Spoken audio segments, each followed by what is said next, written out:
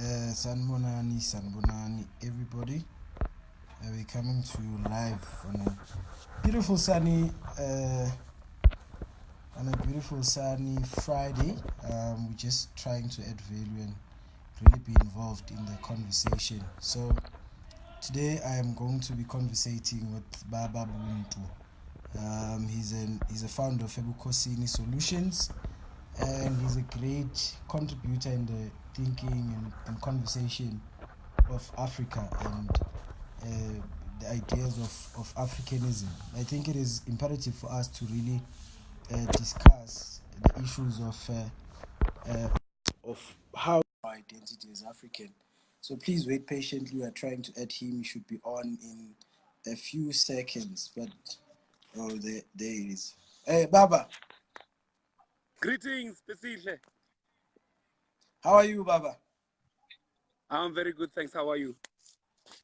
No, we are grateful to have you here, and we are looking forward to a fruitful conversation. No, thank you so much. It's a great honor. Okay, Baba, can you briefly introduce yourself and perhaps your work to the viewers this afternoon? Yes, warm greetings to everyone who's tuning in. My name is Baba Buntu. I'm a founder and director of a company in Johannesburg called Afrikan Solutions, a company that specializes in African-centered education. And we run a number of programs in many communities, focusing, I guess the easiest way I can explain it is that we focus on the empowerment of the African family and community. We think that we have become a nation that are quite lost and have lost very vital tools and information and ways to stand against the pressure that we are facing right now. Find and understand our power in this dispensation and understand how to draw from how to draw from our original knowledge and power to really position ourselves as a thriving African community. Oh, thank you so much, Baba. No, let's get into the conversation. So what would you say to you is masculinity? Personally, how do you define masculinity? Okay, so maybe before I answer that question, it's important to say that as Ebokosini, we also have a number of programs, and one of them is called Shabaka Men of Africa. And the question you are just asking there is actually very instrumental in why we set it up. We realized that as African men, many of us are confused how to answer that question. We're not sure who to look to, what to look for. So if I should just start by the word masculinity itself, I think I would say that it's a very problematic term. And I think we are quite lost as Africans when we try to understand what it means in our sense, because it's a word and a concept that has been brought to us by and large. And I think what the experience of masculinity is for most of us as African men is that there seems to be a very set expectation to what role you should play as an African man. There's certain characteristics, there's certain values, there's certain things you must be able to produce and do. And if you fall outside of that, you are by definition not a man. And many of these definitions are very difficult for us to obtain because they involve money, they involve status, they involve a certain, they involve an understanding and expression of power. They involve a way to carry yourself that many of us are not even familiar with, because many of us are very marginalized. We do not necessarily have the economic gains to produce a particular expression of power. We have, as women and men, experienced many attacks on the African family.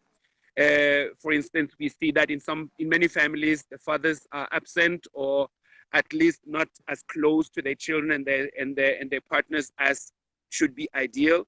So there's many things we struggle with when it comes to this. So in many ways, I would say that masculinity is something that challenges us, it overwhelms us, and make many of us as African men feel that we are not men. Noted. So then, how do you think we can, maybe in brief, Baba, define this term for ourselves, maybe in an African context? How should we approach and perhaps define masculinity as Africans? Okay, so I think what we need to do is to understand that we have lived on this planet for thousands of years, and we have had very strong we have had a very strong way to build families and communities. We used to understand leadership. We used to understand how to counter conflicts and problems. But now we have become very dependent on those who have oppressed us and ruled us and invaded us.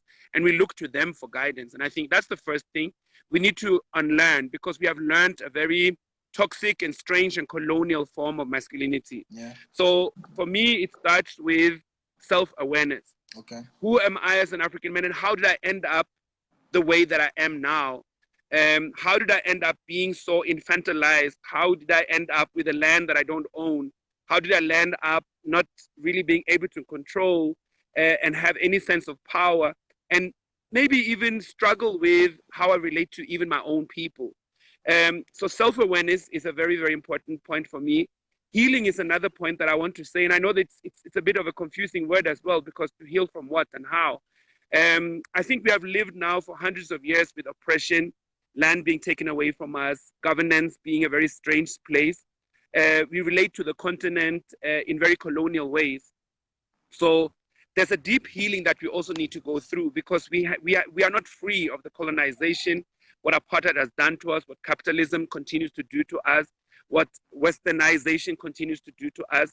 So the healing from the wounds that that has inflicted on us is very important. And the last thing I want to say now is that we need to reconceptualize what power means, because we have learned a construct where power means that I can be masculine and powerful over somebody. So it goes by almost without saying that for me to really be masculine in the way that we now practice it, I need somebody under me. I need to control somebody. I need to dominate somebody, even other men. And I become more of a man the more I dominate and frighten other men. And that is not the African script. That is not how we used to understand power.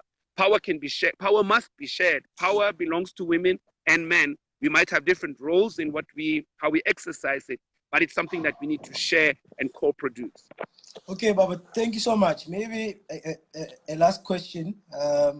So then, being aware that African men have to heal, and moreover, they need to practice the understanding that probably is drafted from Ubuntu, that no power can be shared, and we can play equal but separate roles in how we administrate power.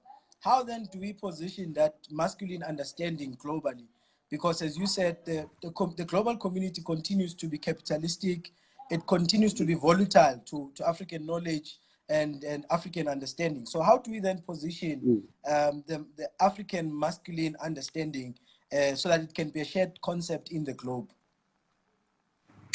You know, specifically, I think that right now we're not in a position to place anything really on a global platform, because we don't even own and define things that are right in front of us on a local level. So I think we need to start a building process. And I'm not saying that nothing has been done. I think we have great heroes to look up to. We have icons in our history that has helped us to start the process. But we need to build much stronger. And we need to, I like to use the word warriorhood, because in my understanding, we're living in a war. We are being attacked constantly. We see that we live with brokenness. We see that the system that has invaded us is not working for us. So to unplug from that is a process that we need to start on an individual and family and community level. So for me, it's very important that if you look at specifically how we as men must carry ourselves, through Shabaka, Men of Africa, we have created a platform for dialogue between African men. Because one thing with us as men as well is we don't really like to be dictated to. We don't want people to come and be expert and come in and tell us, you must be like this, you must do like that.